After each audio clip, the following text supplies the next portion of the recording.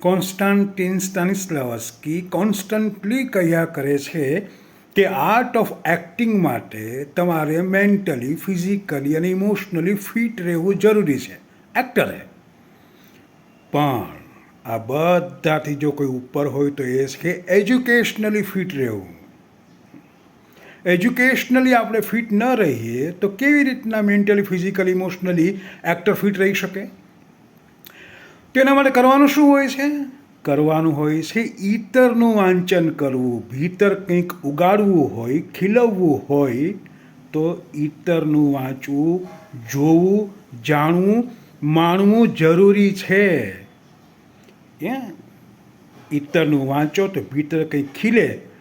બાકી તો બંધાયેલા રહીએ, ખીલે ને ખીલે અને પછી વાતોમાં એવા ખીલે, પેલા આમ કર્યું, આણે આમ કર્યું, આપણે કશું જ ન કર્યું.